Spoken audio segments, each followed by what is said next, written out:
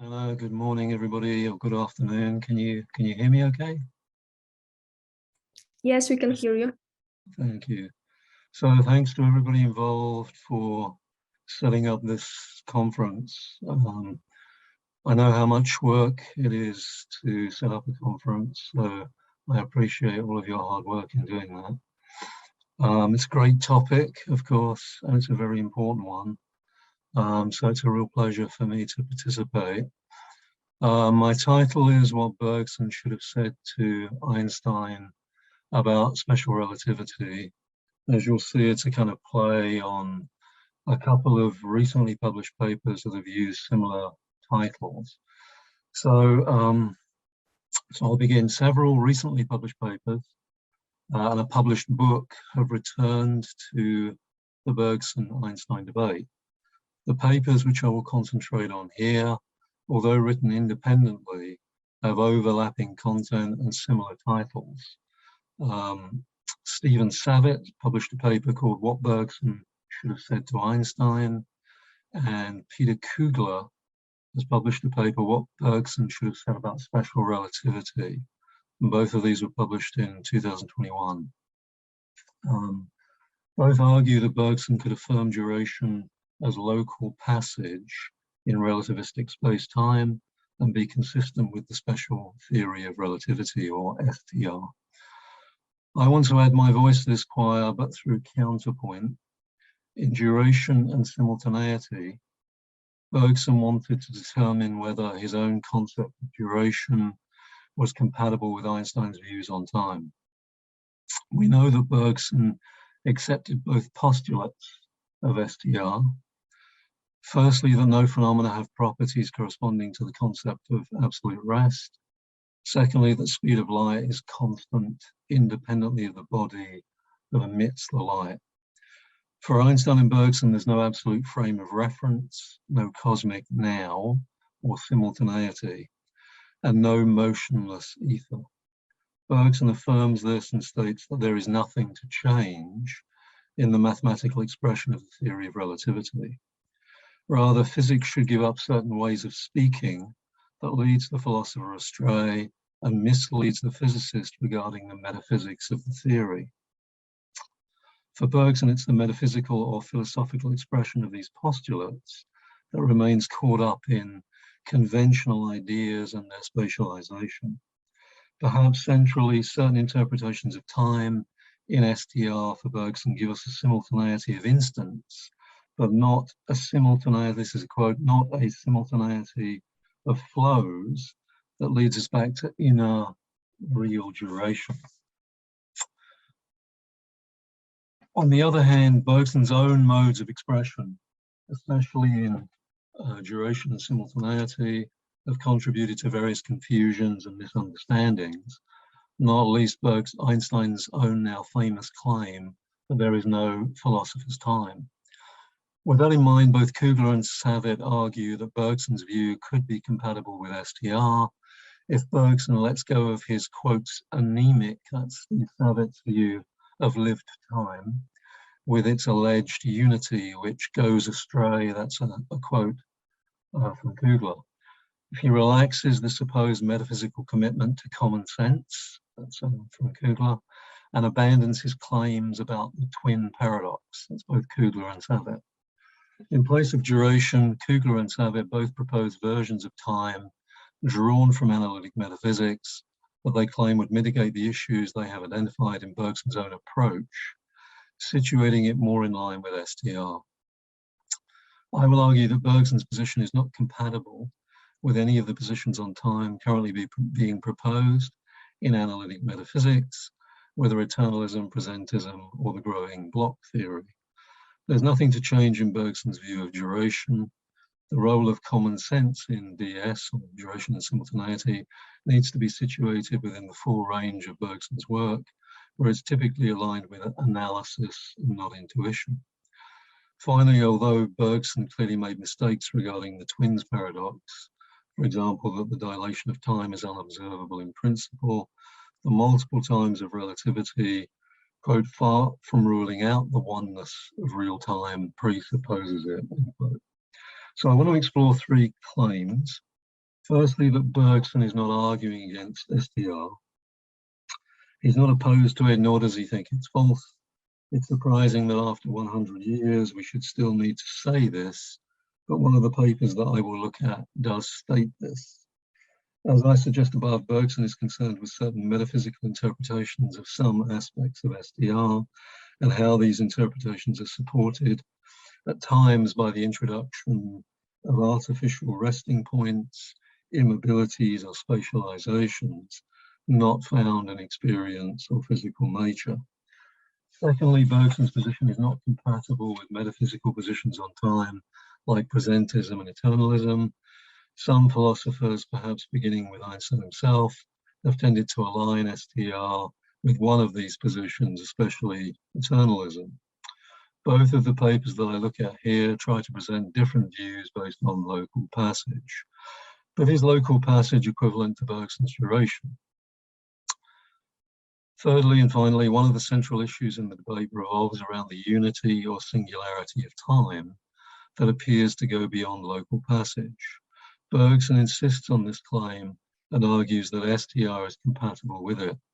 I suggest that this is not ruled out by STR, and that some thinkers, for example, Capetch, Milich Capetch, and Deleuze argue positively in favor of it.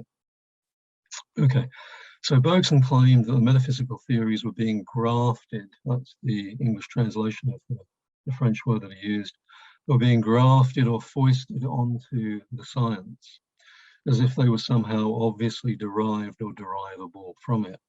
One example for Bergson was the spatializing versions of Minkowski spacetime, where movement becomes timeless phenomena in four-dimensional space. For Bergson, the metaphysical meaning conferred upon Minkowski's and Einstein's four-dimensional spacetime, where spacetime is presented as static and time just is the fourth dimension of space, is conflated with the mathematical and scientific expression. In the derivation of equivalence between the mathematical expressions and the metaphysical reality they are said to convey, Bergson argues that the fourth dimension is given at least the same attributes as the other three. The main criticism for Bergson here is that the experience of succession amounts to the points of a line, all given at once. In duration and simultaneity, Bergson gives the example of Eddington, Arthur Eddington, who in his Space-Time and Gravitation, an early textbook, a response to theory of relativity, describes how in the space-time continuum, events do not happen, but have already taken place in the purely formal future of the observer and have no real significance. Bergson also quotes from Silverstein's early textbook on relativity, The Theory of Relativity, where H.G. Wells is said to have anticipated the theory of relativity, where he has his time traveler saying, quote, "There is no difference between time and space, except that our consciousness moves along time," end quote. These are examples of a metaphysical interpretation of the science that are presented as if they conveyed the unequivocal truth of STR. Einstein himself is caught up in this problem and plays a key role in these conflicting metaphysical interpretations of STR. On the one hand, he was fully aware of the spatializing interpretations as a problem, and in fact, at the same meeting that the Bergson-Einstein debate began at, Emil Meyerson, the French historian and philosopher of science, asked Einstein directly, point blank, a question about these spatializing interpretations. And Einstein had a response which was critical of those spatializing interpretations.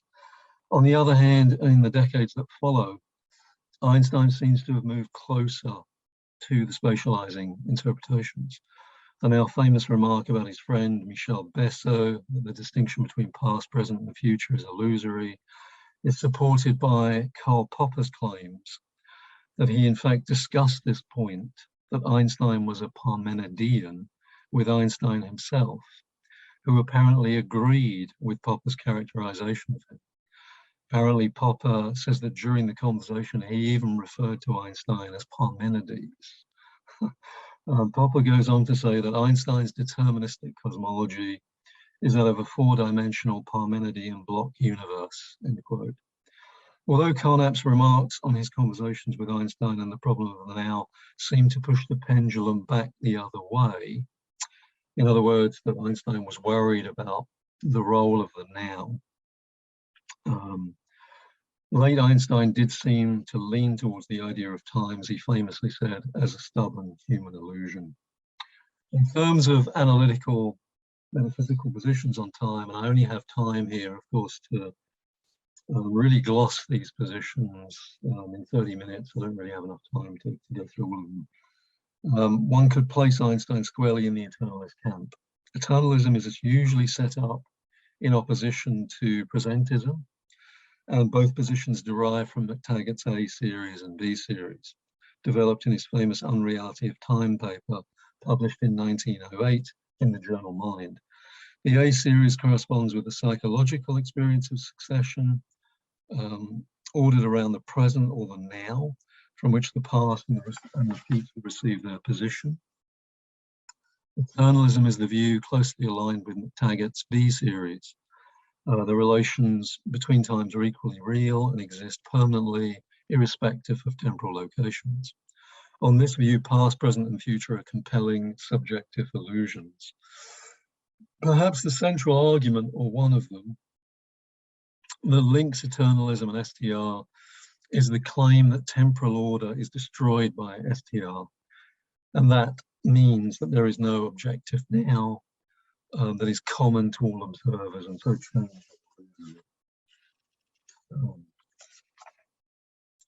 I have a little section here which I'll leave out on Russell as probably one of the earliest and best examples of thinkers who defend a kind of eternalism.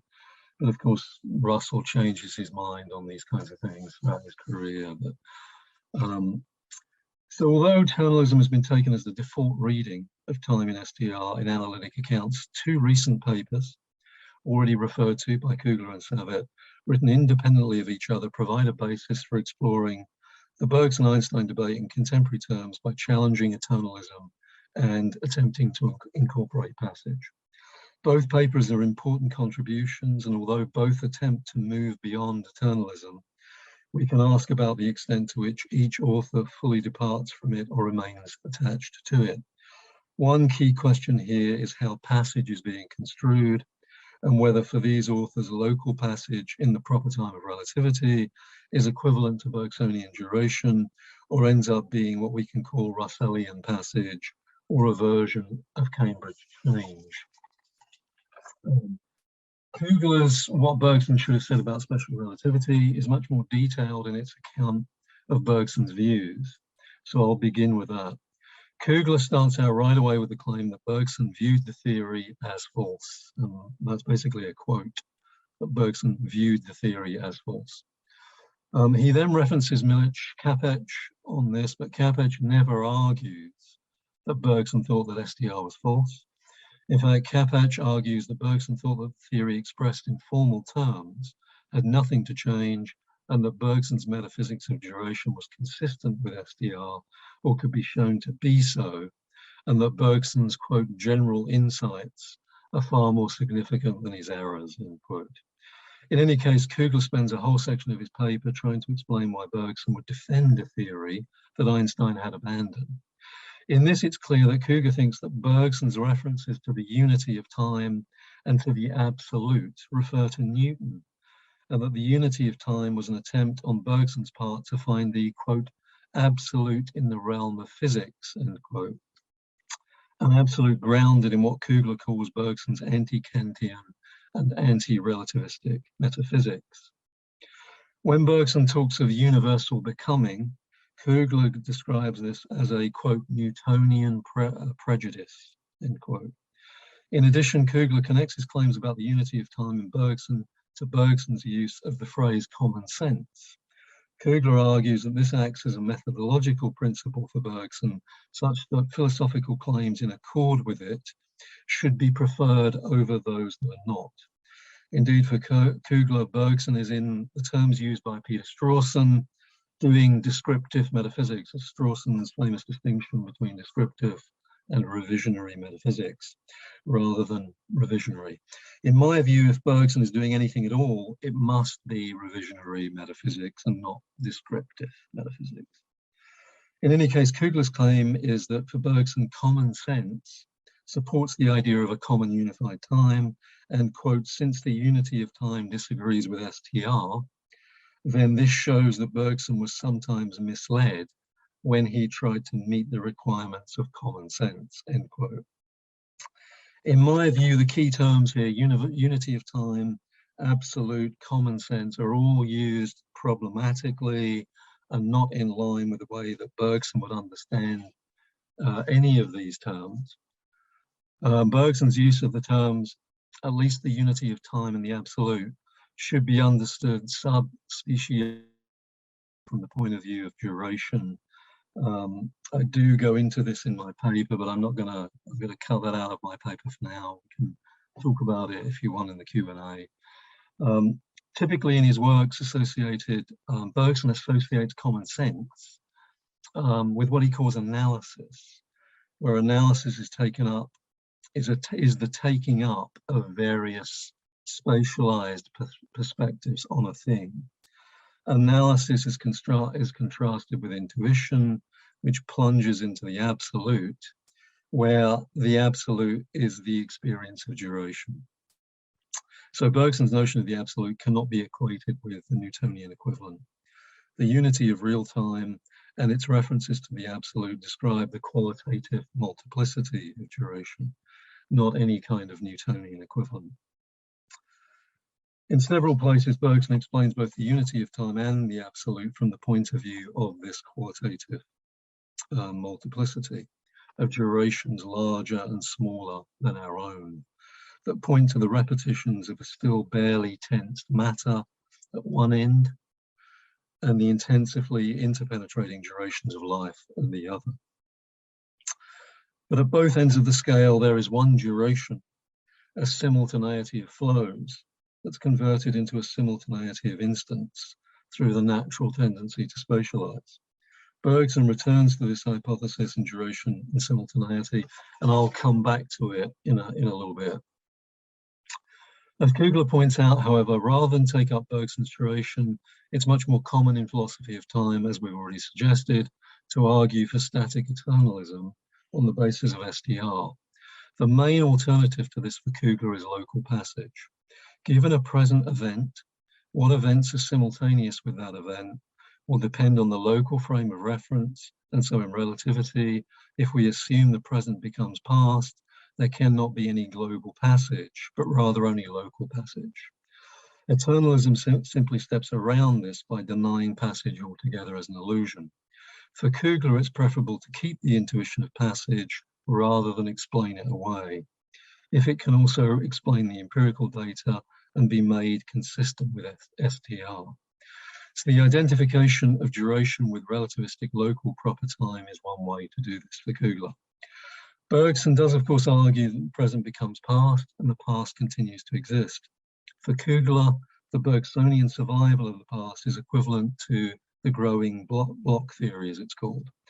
This shouldn't be confused with versions of dynamic eternalism that add passage but deny that the future is always in becoming.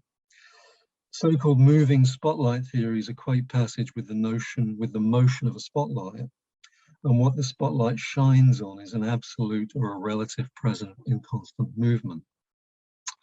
Kugler claims correctly that these views won't work in Bergson because the future is always being created.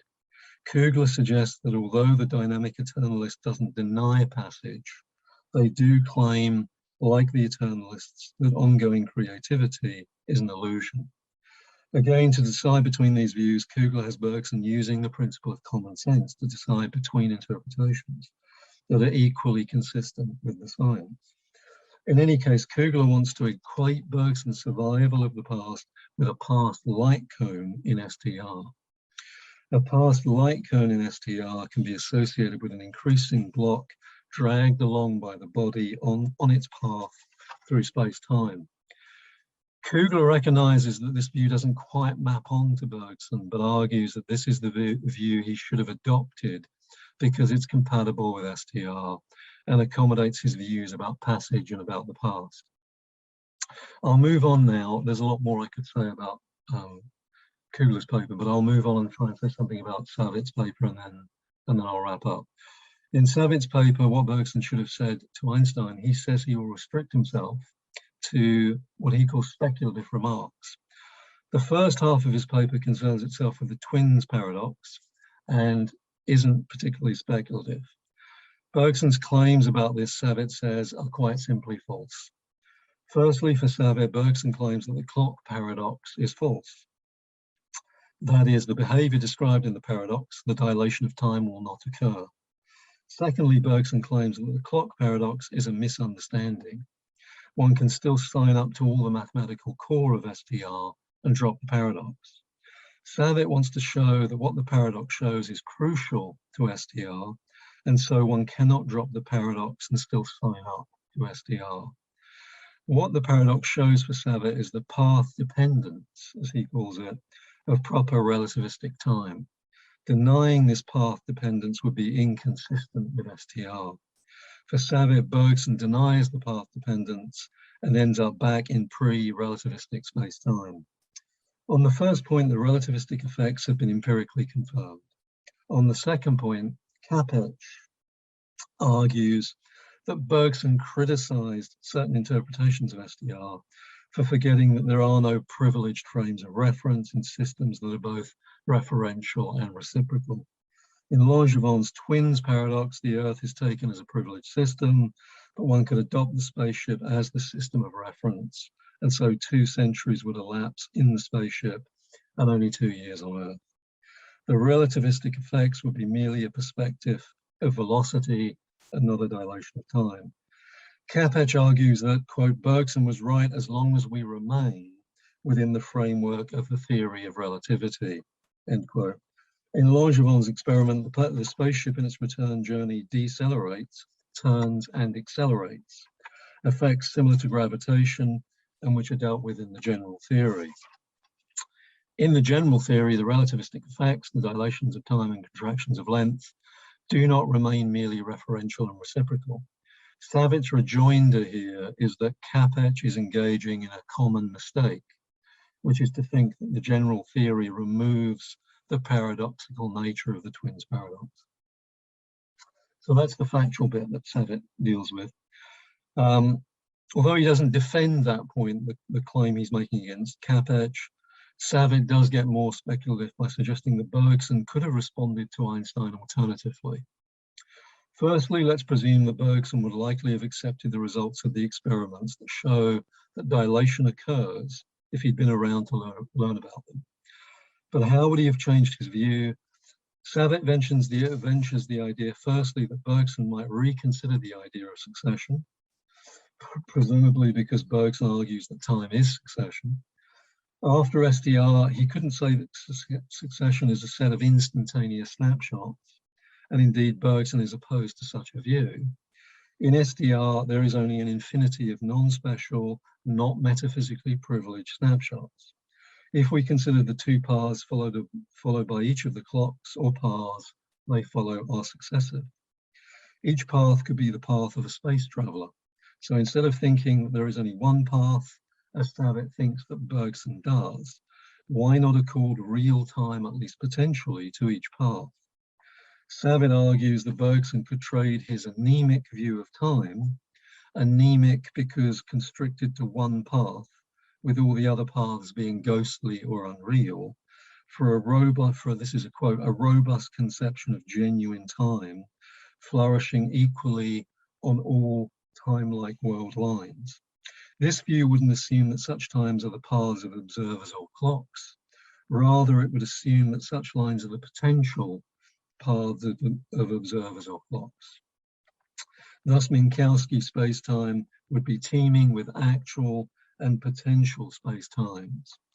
Savitz puts this forward as a contrast to the view of relativistic space-time as a block universe or interpreted as static. So both Kugler and Savitz argue, and I'm kind of moving to wrap up now, that Bergson needs to drop the idea of a unity or singularity of time, because STR will only countenance a heterogeneous plurality of local space-times. Within that plurality, according to both Kugler and Savitt, Bergson will find all the passage that's needed, and with the addition of Kugler's growing block view, or use of the growing block view, Bergson's reality of the past is accommodated. Of course, Bergson had already proposed views seemingly resembling these ideas in several previous books, most notably in Matter and Memory and Creative Evolution, where different rhythms of duration constitute a heterogeneous plurality. However, in these books, succession is not what Kugler and Savitt call local passage. The succession of one localized, at best what we could call specious present into another doesn't constitute a succession of interpenetration in the Bergsonian sense. Kugler adds the idea of a growing block, so that the universe is divided into blocks of past light cones, and passage becomes the growth of such cones. Bergson, however, insists that the plurality of times presupposes a unity, and this is ruled out by the growing block view. Milich Kapach, for one, has argued that it's precisely through a Bergsonian concept of succession that we can constitute a unity consistent with STR. The succession of causally related events has a unified or absolute character in all frames of reference. But this unity isn't a reflection of a correlation between now and everywhere. For Kapach's Bergson, there are no cosmic nows or worldwide instants, but causal chains or world lines that remain successive, independent of the choice of reference. Mine now is not absolute in a Newtonian sense because it remains here, and it isn't spread in an instant across the universe. Rather, mine now remains anterior to its own causal future in any frame of reference. Kapach illustrates this with the example of the twins.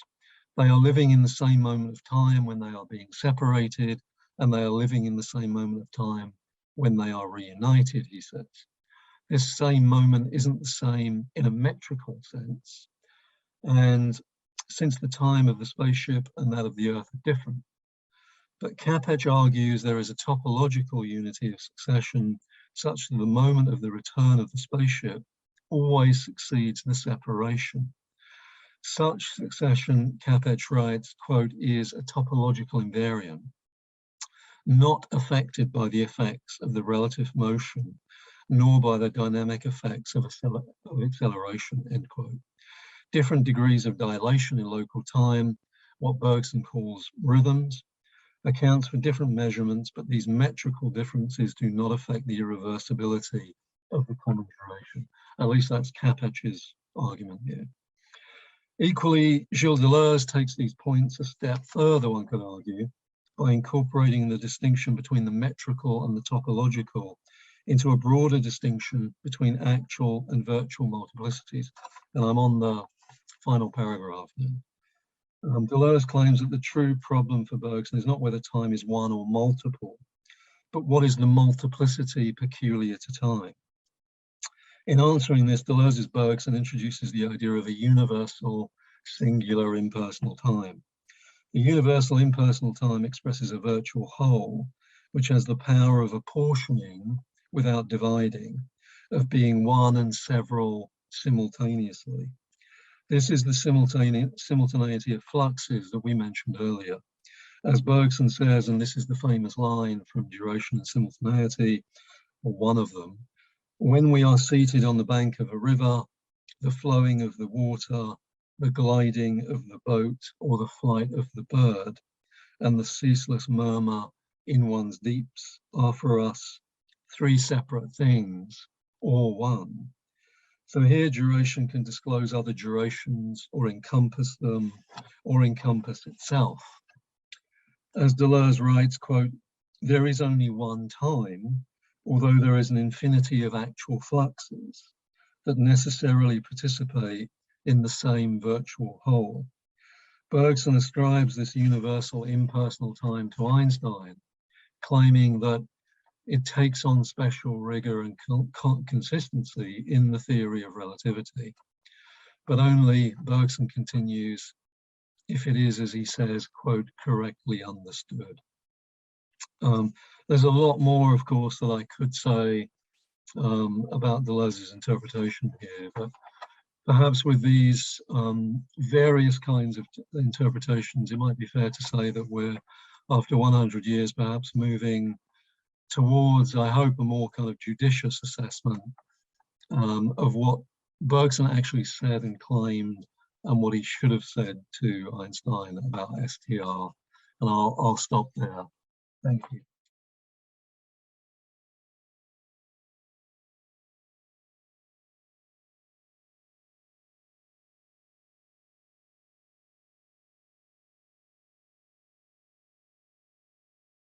It's a very pleasure to me to being here and to speak in front of such an audience of Bergson and Einstein today. Can you see the PowerPoint so I can begin with the presentation?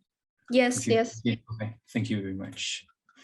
And so I will divide my talk into 3 parts. In the first part, given also the work that Kit Robinson has done before me, I think that I would confine myself to highlight some element that I will exploit to speak of the current debate. So the idea is to project the results of Bergson and Einstein today. So I will speak in the second part of the conception of relativistic time in the philosophy of physics. Of course, there are a lot of physical theories which deal about time, but considering that we are speaking of Bergson and Einstein, we can be content with relativistic time. And last but not least, I will speak of the concept of psychological time in the philosophy of mind. This is merely useful information about myself in the bottom of the slide. So this is, of course, as you may know, the Durée et Simultanéité in the edition of 1923, and I've taken this passage very briefly from the third attachment to the edition, which Bergson distinguished the real and the possible observer. Much has been done by Kit Robinson in the previous talk, so I confine myself to say that in this you can find the distinction between the time of the philosopher and the time of the physicist. The role of the philosopher is to survive the real duration of le temps vécu, which is, according to Bergson, the time which is actually observed by measured by an observer in a given frame of reference, while if we merely hold to what we can predict from Lorentz transformation, we are only in the field of possibility. That is, these are projections and they are not real. From these, we can ask how we can reconcile these kinds of concepts. And as you may know, Bergson also stated that the represented time, so this is a comment of this page, vanishes as soon as a real observer moves to another coordinate chart. So the projections given from the Lorentz transformation in some sense annihilates itself when we can shift from one observer to another. And I think that 1 year before, in the famous debate at the Société Française de Philosophie, there is a very peculiar definition of simultaneity given by Bergson, which consists of the fact that simultaneity depends on the intuitive coordination between a clock and the event, and not on the coordination between two clocks. I think that Einstein would have answered to this criticism by saying that also an event and in any case an event is a point on a space-time map. But I think that from Bergson's point of view, this criticism may work in his account. And I think that, as Jimena Canales has underlined, these are also these are all criticism against Minkowski diagrams. So the question is if simply looking at Minkowski diagrams, can we gain a representation of time? So I already anticipated the part of Einstein's answer, but officially, as we know, the first part of this answer comes from the discussion and debate at Société Française de Philosophie, and Einstein's answer was very brief, very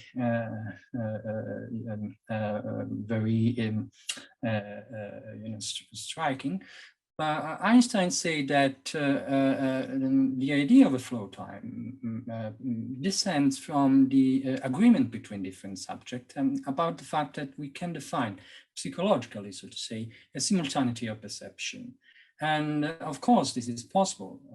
This can be done if velocity is far from c, and then a projection is velocity is at this scale in the simultaneity of events, which is something objective, but we have to pay attention to this fact because this conception is of course realistic, but not in the sense that we are here facing a very a strict formal empiricism, because Einstein underlined that events are être logique from the point of view, from the standpoint of physics.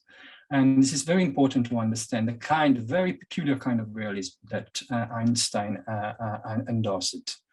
But of course, notably, Einstein looks at that there is no philosophical time. So basically, what we have is psychological time and physical time. The second part of this answer came from Einstein's travel diary to Japan in 1922. He brought with him Bergson's book, which probably read extensively during the travel, and he wrote down these remarks, which I think are very important, but at the first sight, they could sound a bit unfamiliar. So the idea is that philosophers dance around this contraposition between what is psychically real and what is physically real, and we can distinguish philosophers into two groups. The first group belongs to is that of the philosophers who recognized as the real, we can say, the real experience of the reality of experience in the individual Erlebnis. In German, it is something like immediate experience, we can say, immediate and individual experience. And there is another group who speak about this bloße Gedankenkonstruktion, we can say. I think that the exact translation of Gedankenkonstruktion has to be not mental construction, which can lead astray us from a correct understanding of Einstein's thought, but conceptual construction. And I see in this a probable reference of Einstein to that sort of neo-Kantian interpretation of relativity theory, which was one of the problem on the agenda of the interpretation of relativity in the German area.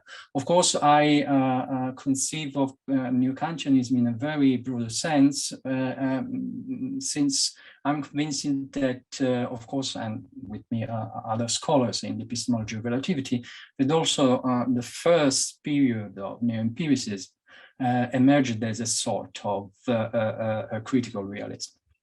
But I think it is important to underline this fact. And Einstein said in a very curious way that Bergson belongs to this second group, but in the sense that Bergson objectifies, even unwittingly, this idea that we near experience via these conceptual constructions. But I have also to underline the fact that some years earlier, physicists such as Hermann Weyl, in comparing and in considering, in evaluating the idea that time and physics and mathematics has to be understood in terms of the straight line of real numbers. So in terms of mathematical continuity, in this we do not have to forget that there is something different about the phenomenon. There is something different in speaking of time, and this difference has been clearly pinpointed by Bergson, with this idea of the durée, which is explicitly quoted in Weyl's Das Continuum, and which refers to the immediate experience.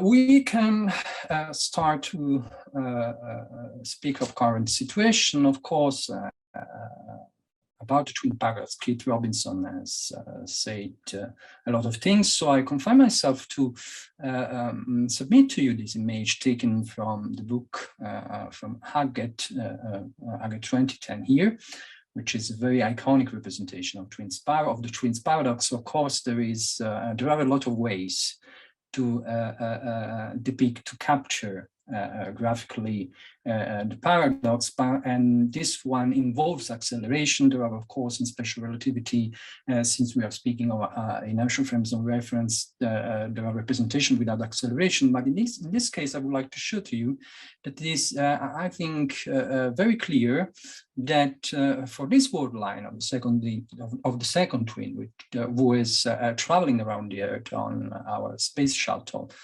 in a velocity which is near to that of light.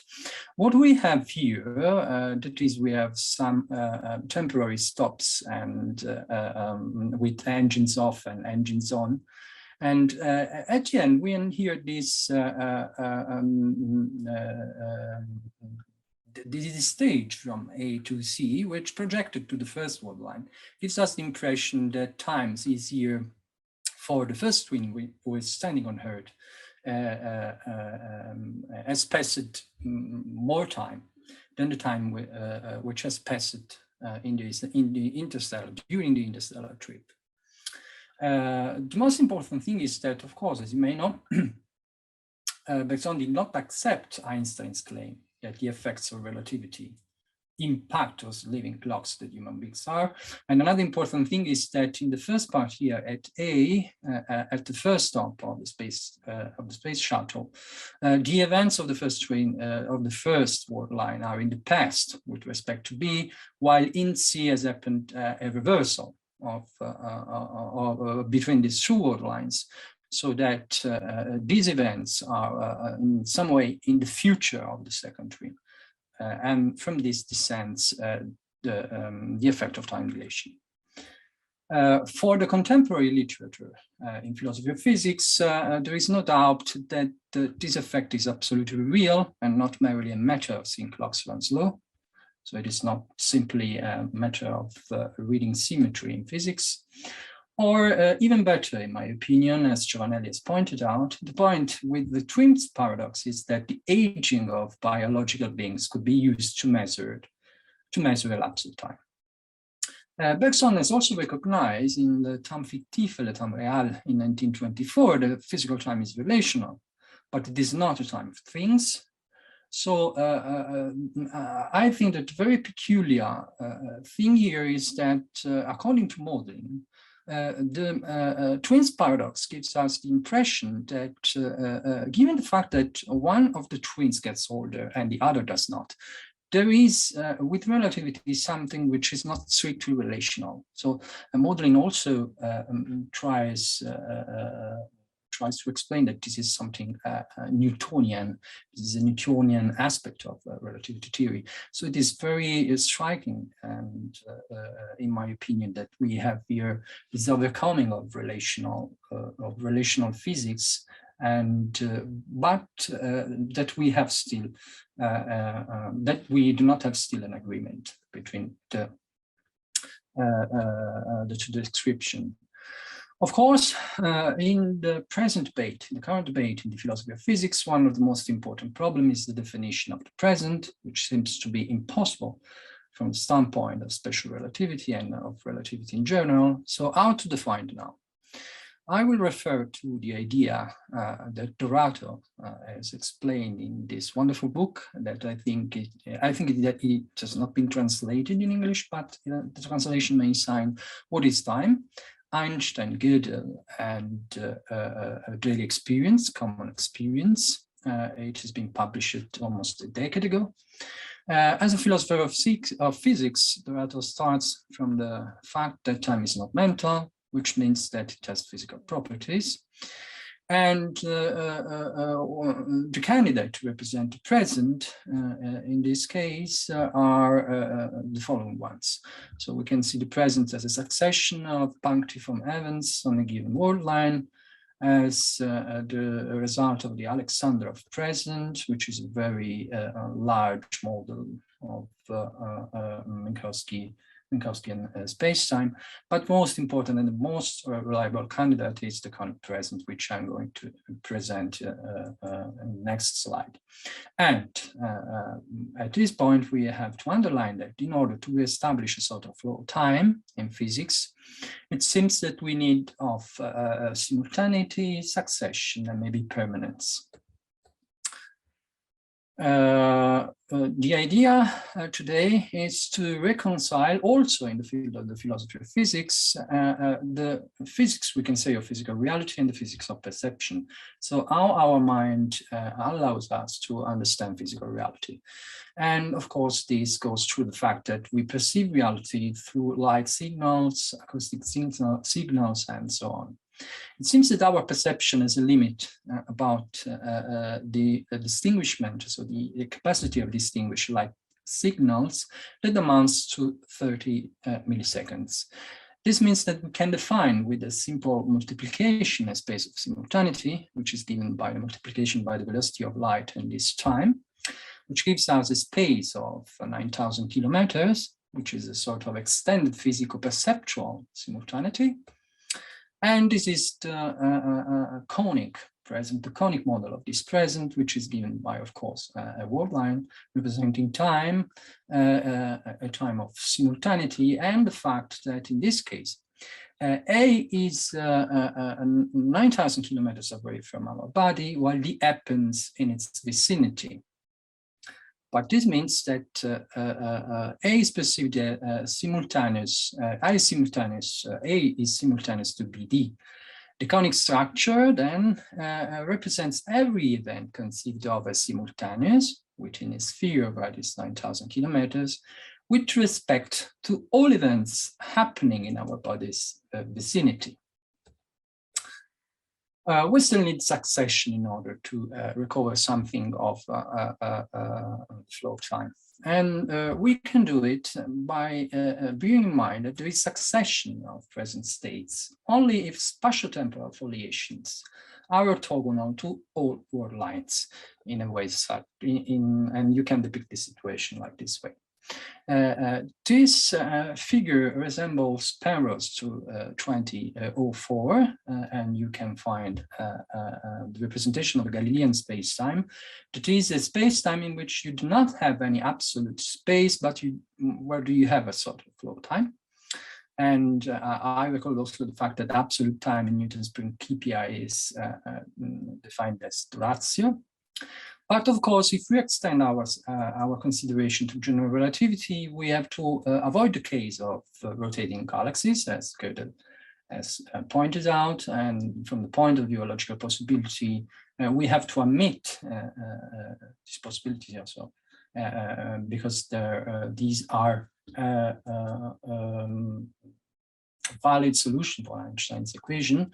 But given that we have distribution of matter and initial and contingent conditions of the universe, as well as we have the divergence of world lines throughout the Big Bang, maybe our statement that Big Bang occurred 14.6 billion of years ago may sound reasonable. Another problem with general relativity is that we have to harmonize cosmic with local time, and this is possible by an average of variations in the gravitational field nearby a given clock. So even though things are complicated, we can think of some cosmic presence or of some succession even in general relativity, but we have to consider that now time has a statistical character, and in particular the flow of time has a statistical character, which means that time emerges as a phenomenon, as a scale phenomenon, as a phenomenon which appears by considering given portions of reality. And Dorato can conclude that we believe that the concept of cosmic time parallels that of the equator. The latter is not a physical object, but a mathematical being, which, however, corresponds with the class of real physical events. Let's jump to the philosophy of mind, so the last part, last section of the talk. We still have physics and perception, and of course, as I have said, we know that our brain elaborates physical informations. We perceive physical events which are made of optical, acoustic information, that is, of light signals, acoustic signals, and so on. And we have to consider the fact that these signals travel at different velocities. We have the velocity of light, the velocity of sound, and also velocity of propagation of signals through our nerves. And so these velocities, as you can see, are very different. So a question promptly emerges, that is, how it is possible that we conceive experience as something ordered. And we have also to consider the fact that we have a dilation between stimulus and response, which means that for the philosophy of mind, essentially we live in the past. And we can apply this fact to, for instance, the perception of a speaking person. How does it happen that we perceive coordination between the image of his or her lips and his words? So why does our experience seem meaningful in terms of the flow of time? One of the answer, which is, for instance, given by Bonomano in his book about the brain as a time machine, is that the brain creates simultaneity and makes succession possible.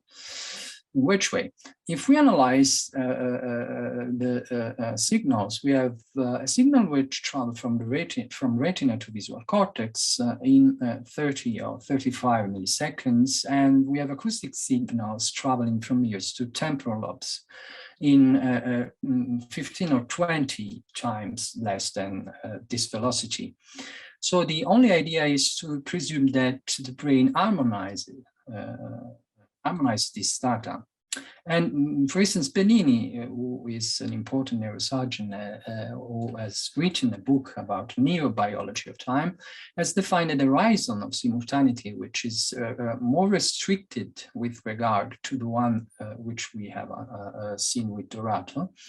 And we need in particular temporal integration by the brain, and a sort of synthesis that the brain makes in order to put some order in experience. So within this limit of restricted simultaneity, the speed of light compensates for the delay in elaborating visual perception, while beyond that limit, for instance, at 40 meters, we have to entertain to the latency of acoustic signals and ponder over the work of the brain in harmonizing all this experience. So Bernini has said that while the present has been erased by physics, and summing up his conclusion, it is conceived by neuroscience as an inevitable past created by neural mechanisms necessary to perceive it. Bonomano has suggested then that we can talk of time as the result of evolutionary adaptation, and in particular of the adaptation of the brain to a physical environment endowed with specific physical properties. And then brain has become adapted to predict the future. In which sense? But I have to say that we also discover something which maybe could sound unexpected, because neuroscience tells us today that brain is programmed for spatializing time. And this happens because we have the acceptation of neurons from the hippocampus. These neurons are associated with spatial navigation, because in all the experiments, it is important to use memory for evaluating the estimated interval between signals. And we can think of the kappa effect. Well, the perception of time intervals is completely affected by the spatial distances.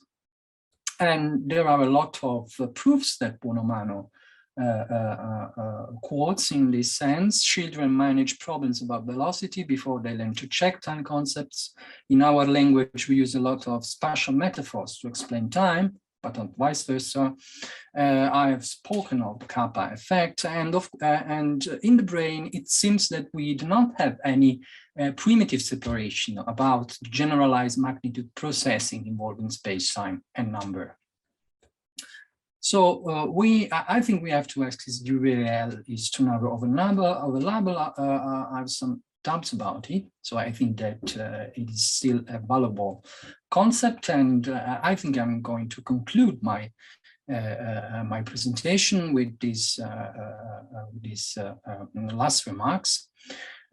People with left spatial neglect also neglect the left side of time. And so we are still speaking of spatialization of time as a primitive feature of our brain, and cannot spatialize time in the entirety. So we can speak of the pathology as a disturbance concerning the order of experience. So the idea is to my opinion, the idea is to dance around the fact that time as something that puts order in experience may be either conceived of as a sort of immediate configuration of experience, or as a structure that the brain exploits in some sense to put this order into experience. And we have, for instance, also quoted from Benini, the case of a person affected by brain tumors, which experience the fact that the perceived and real duration are different. So one is the time which is measured by clocks, and one is the time that we perceive. And Buonomano has, I think, in a very remarkable way, written this passage: just as a calendar represents time, but does not measure it, it is not a clock, neural circuits regulating mental time travel have to represent the past, the present, and the future, but they do not necessarily need to measure the passage of time. So this passage is experienced in the first place, and after it can be measured. And we come to the definition of time as the capacity of making mental time travels, so projecting oneself to the past and the future, of course. And then we come to the question that I already raised about the fact that maybe we can define time in this sense as la percezione istantanea dell'ensemble.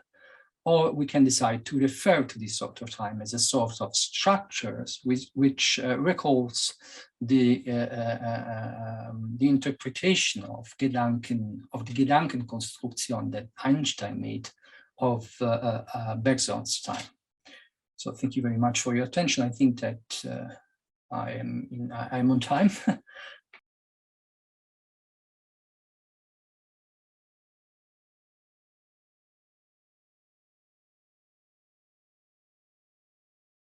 Okay, the first question is from Alessandro. Hello, can you hear me? Yes, we can. Okay, thank you very much, Professor Laino, for your talk. I really liked the way you tried to put together a lot of indications that come from different fields to give an organic view of what today we can say with some proper basis about time in many senses. So thank you for this operation. And I was very interested in a fact that you mentioned about children learning. In what you said about the fact that children learn about motion more easily than about time. And if you see some connection with the fact that this is just one, as I said before to the other Professor Sinclair, that motion becomes in relativity theory the primary concept, and time with space becomes secondary. Then another thing about the fact that I remembered that I read somewhere that today also memory is conceived more as a creation than as a recollection. So I see in these things that actually the difference between the past and the future for neuroscience is not so strict as it could appear to, for example, Einstein and Bergson in that sense. I mean, the fact that Bergson emphasized the creative aspects of our time conception and perception, also at a purely psychological level, it seems to me very, very present in today's conceptions about it. And I wanted to know your opinion about these things. Thank you. I can answer to these questions, or you would like to bring together all the questions and then we answer? As you wish, we can go. To me, it's the same. Okay, so maybe you can answer now to Alessandro. Okay. Okay. So as far as the first question is concerned, I have worked also with disabled people, I have to say. And the most difficult thing to do with disabled people is to teach them how to interpret time. And for instance, how to read the clock. So the measurement of time, which goes through the clock, is not, I think, intuitive. They perceive time as something which sometimes does not flow also, because you do not have points of reference in order to establish in a disordered brain, as Kandel would say, the points of time. What they understand better is, of course, velocity, is motion.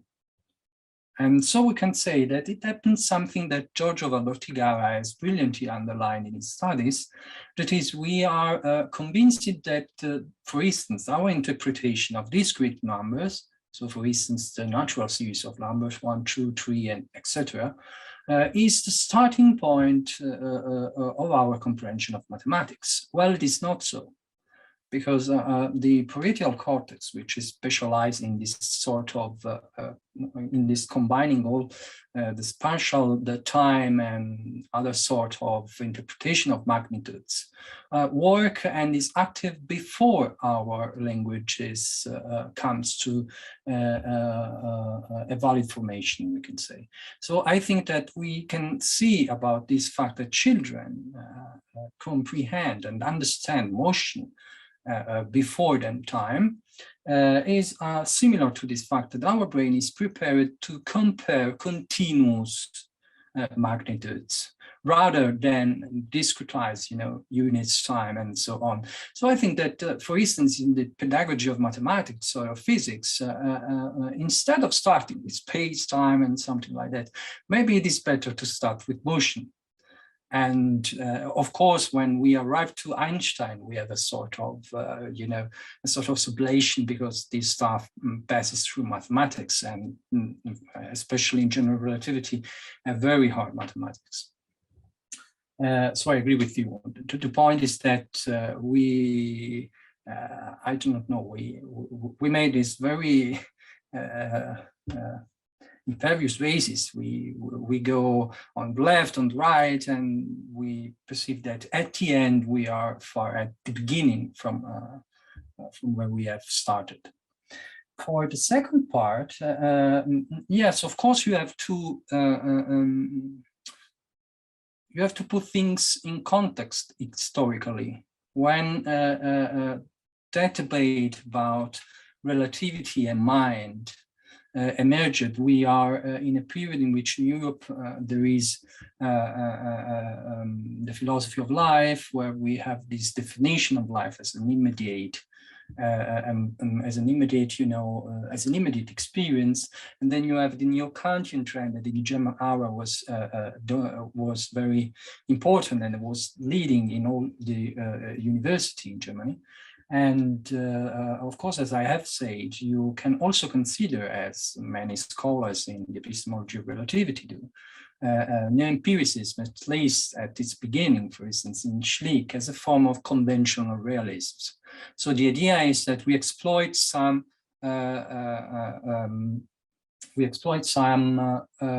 preliminary concepts in order to near experience. There is a letter that Einstein sent to Cassirer, I think in 1920 or 1921, in which Einstein said to Cassirer, okay, we leverage some concepts in order to near experience, but these concepts are not decided in virtue of the force of our intellect. And so the dispute and the debate about Einstein and the other neo-Kantians about how to name these sort of preliminary concepts as conventions, a priori structures, relativized a priori concepts, because one thinks of Kant's a priori as something which is, forged in our mind, but it can be relativized historically with the course of science. So I think that the point is that today we are not in that situation. So psychology is not different from physics. And in this sense, I think that we can exploit the fact that the philosophy of mind has become open to the philosophy of physics and vice versa, in order to put us as philosopher, because I speak as a philosopher, to make some connection between this point. Paradoxically, I think that we can take advantage from this situation, because we do not have anymore a separation between physics and psychology. I think that the openings in these fields allow us to make philosophical consideration by putting together, this fil rouge and trying to extract the whole tissue of the story. Okay, thank you for your answer. And now the question from Mark Sinclair.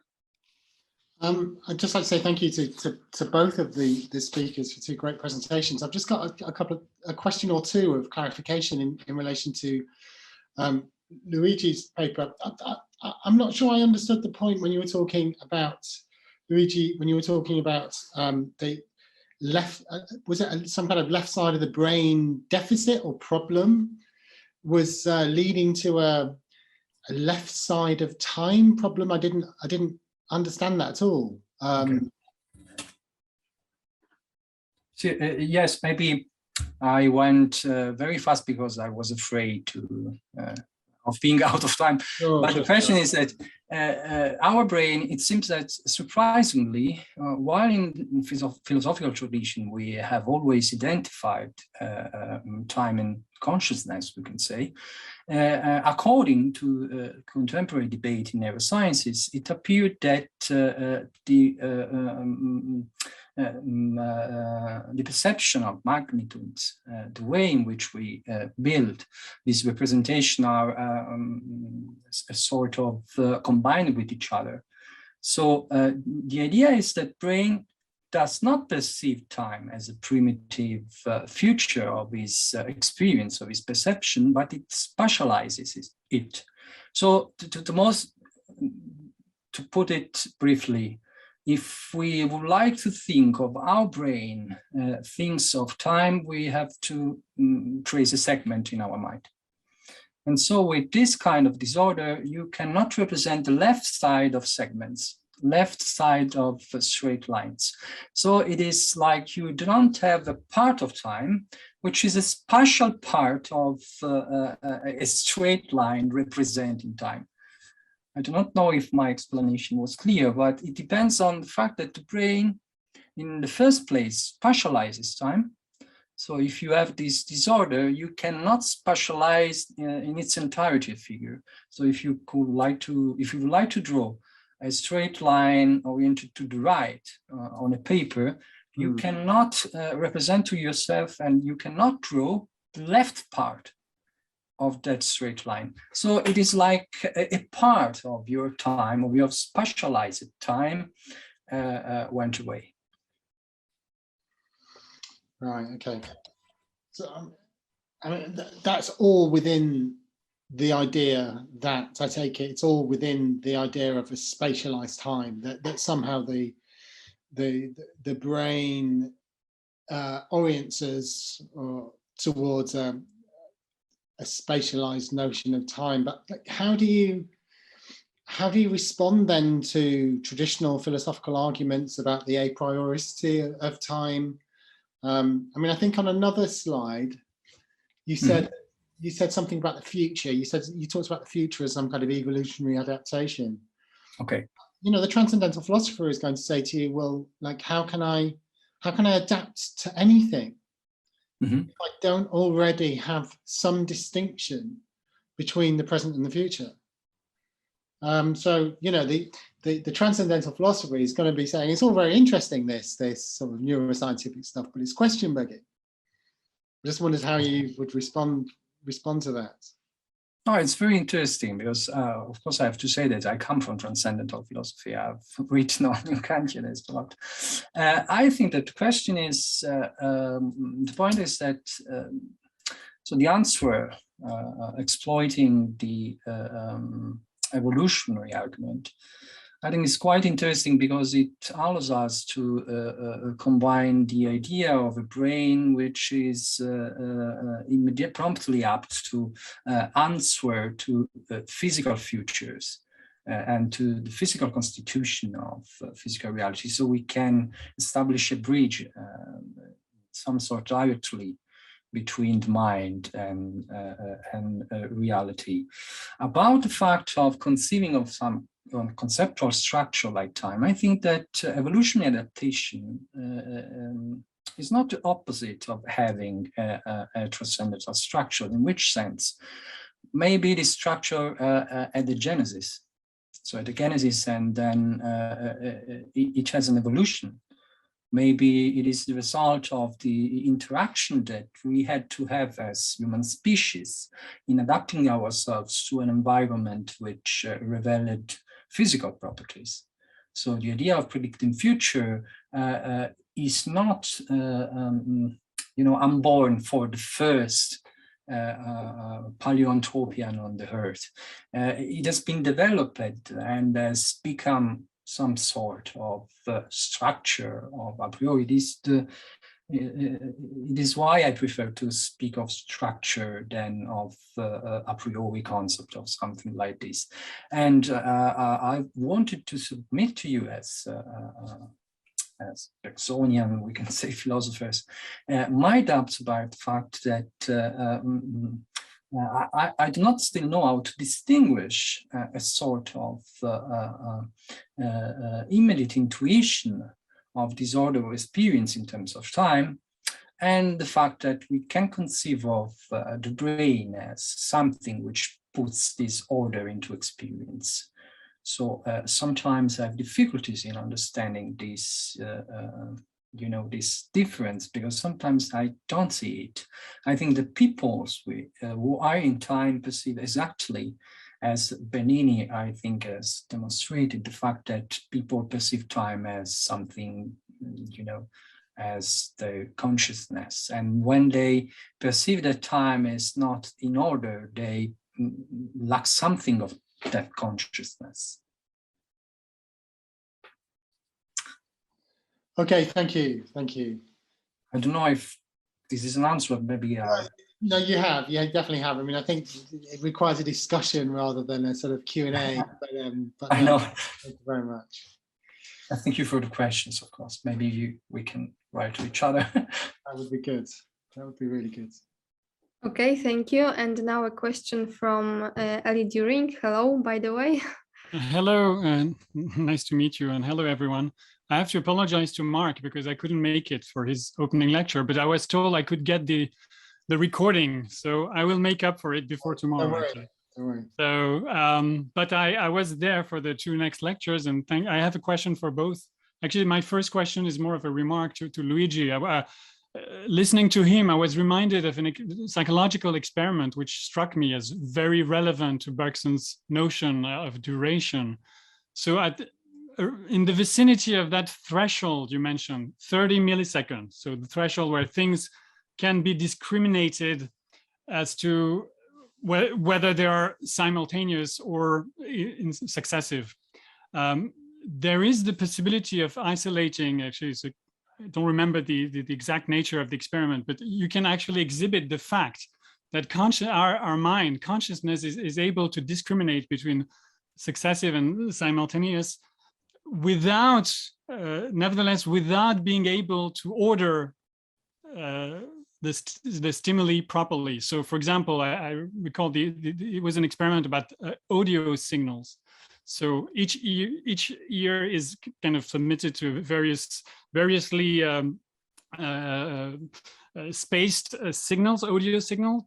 And at some point you can repetitively get the subject to actually perfectly discriminate things in terms of they are simultaneous or not, but actually enable to order them in time. And my feeling hearing about that was, I don't know what your opinion is. This is almost in very artificial, in a very artificial context. Of course, it's a real laboratory work.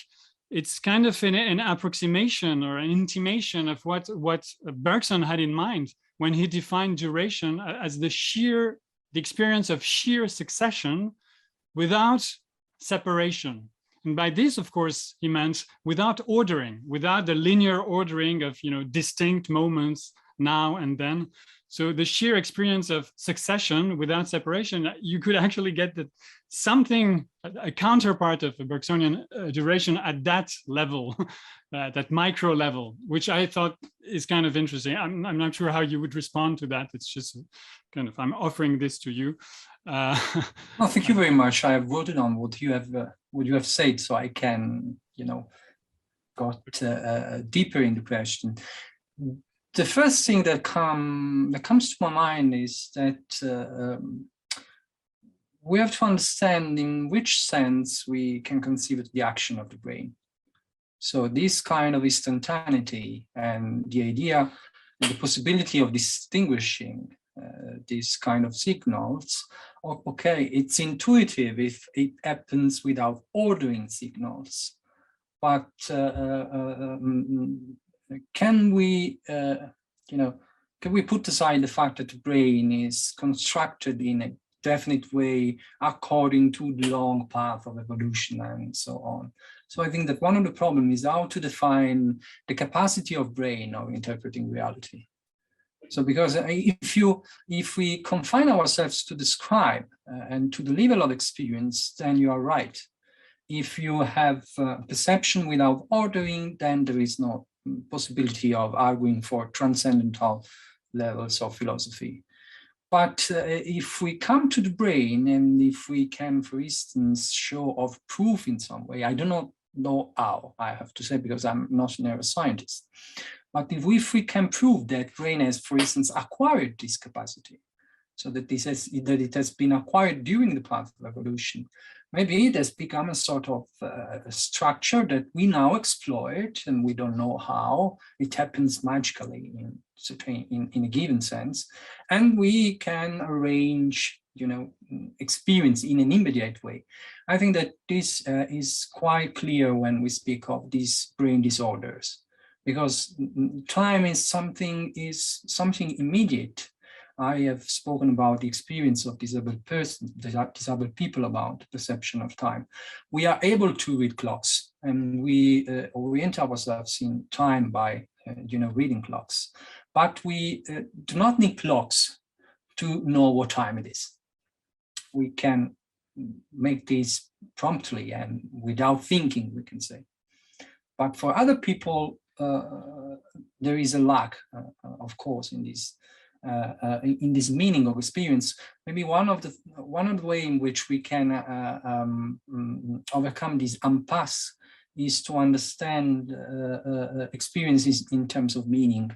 Maybe you can say so. Experience is meaningful if we have these, instantaneous agreement, simultaneous agreement, and so on. But to solve the question, which I think is very the point. So thanks for the question. It was very brilliant. Is how to define the capacity of brain of interpreting reality. So interesting. So and also what your answer kind of suggests something like I mean, considering the complexity of the mechanisms and the neural mechanisms underlying the evolution or the construction of the form of time or the concepts of time, temporal concepts, we should really use the plural. Something is suggested to me in the idea that in fact what Bergson is trying on his own terms, at his own level, which is the metaphysical elaboration of the concept of time, is in fact equally constructive in a way, equally artificial in a different way. I mean, he constantly emphasizes the fact that to access at the macro level, which is the level of kind of ordinary non-laboratory consciousness, to access the duration as sheer succession, is something very artificial is involved. It's implied.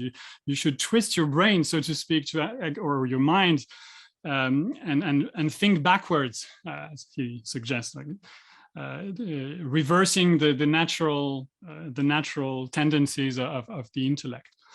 So anyway, so I would argue for a generalized constructivism where Bergson would fit as one possible contributor. So yeah, okay, so we could go on and on, but I have a second question for Keith, if I have time. Is there time, Anna?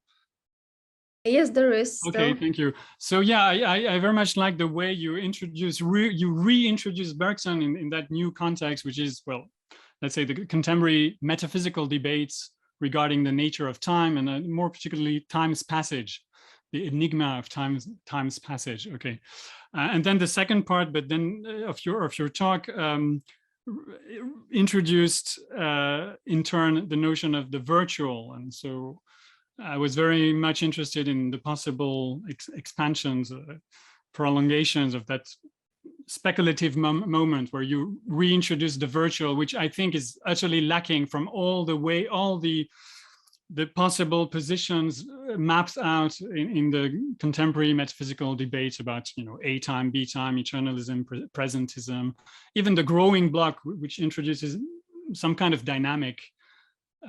Everything is actual, basically. So it's actual, either actual in the future, that is possibly actual, or effectively actual, but there's no sense of anything virtual.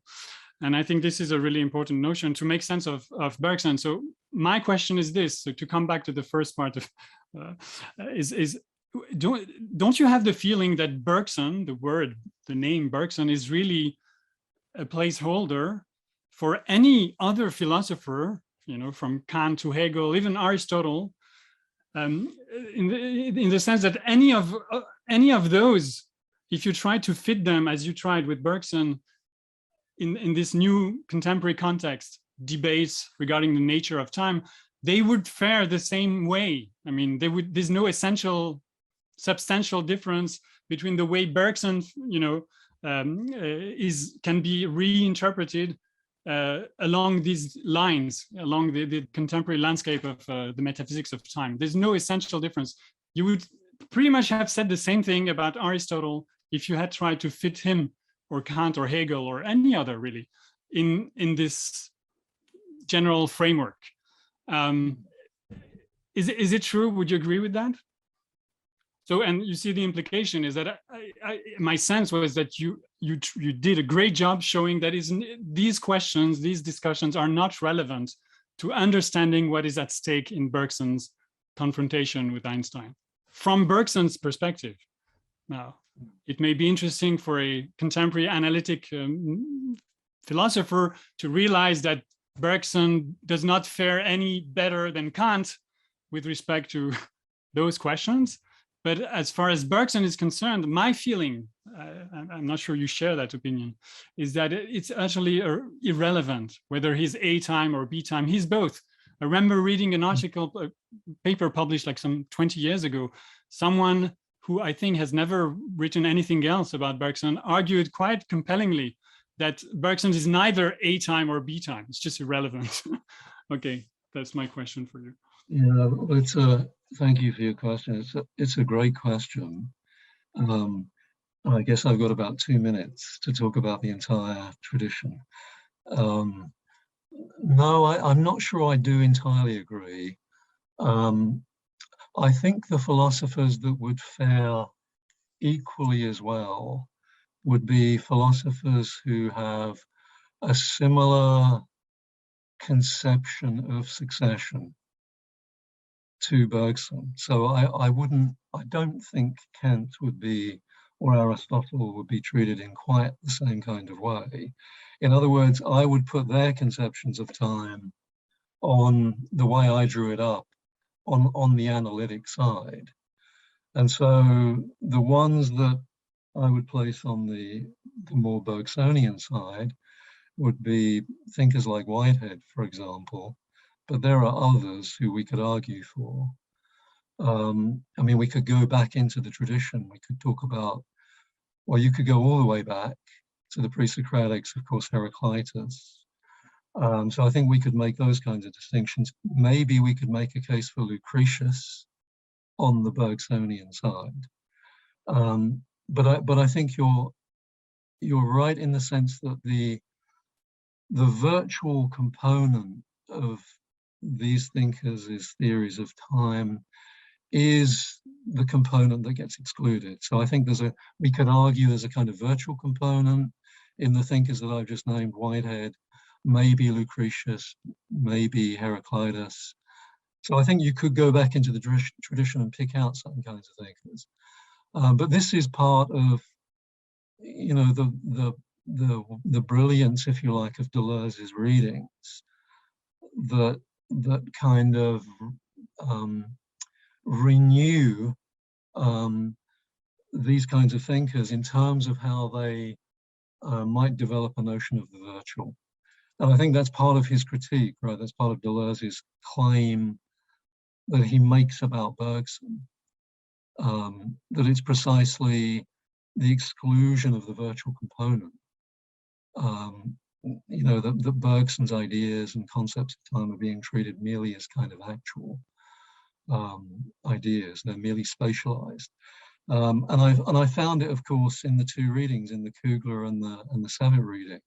When they talk about passage, it's a spatialized understanding of passage. It's a very traditional understanding of passage, in the same way that McTaggart's A series, it seems to me, is just, yeah, you can say it's psychological time or something like this, but it's not captured up in the Bergsonian notion of a kind of virtual duration. I mean, it's there, it's part of it, but the virtual notion of duration in Deleuze and Bergson is much more expansive. So yeah, I mean, I think you're right. I think it's so much of what I'm reading here around these notions of passage end up being, from the point of view of Deleuze and Bergson and some of these other thinkers, merely all too kind of actualized and spatialized readings. So that was why I was interested in looking at Savitt, and I think Savitt and Kugler both make an attempt, which was why I was kind of optimistic towards the end of the presentation. I think they are making an effort, a real genuine, I mean, Kugler in particular has a lot of detail in his account. He's really trying to read these texts and engage Bergson, but there's still elements that are problematic. I mean, the whole claim that that Bergson is a Newtonian, and this isn't helped, by the way, by Capek, who does make these sorts of claims at least in his book on Bergson and modern physics. So sorry, that's a bit of a kind of mixed answer, but so to some extent, yeah, I agree with you. But I would be more selective in terms of who I pick out in the tradition. So thank you for that question. Okay, thank you. Our time is up, but I see still 2 questions left. So if you have a little bit more time and the questions are quick, we can, I think, allow it. So Mark has the first question. Well, my first question is about protocol. Can I respond to Eli and just put something out there that maybe, so I mean, Eli in his question suggested that, you know, traditional philosophical notions of time have very little to do with A and B theory as discussed in contemporary analytic philosophy of time. Very sympathetic to that view, but it's also quite useful to kind of line up these different views together. So we've got A theory criticizing B theory, and we've got an even more spatialized version of time in McTaggart's C theory. Now, I don't think that this is wholly incommensurate with Bergson's thinking. I think you can think of Bergson as a, you know, he's not an A theorist, no, sure, but he's on the left of the spectrum. If C theory is on the right and A theory is on the left, he's further to the left of the spectrum, and I think Keith just said this. I mean, he's accusing the A theorists of still being spatializers.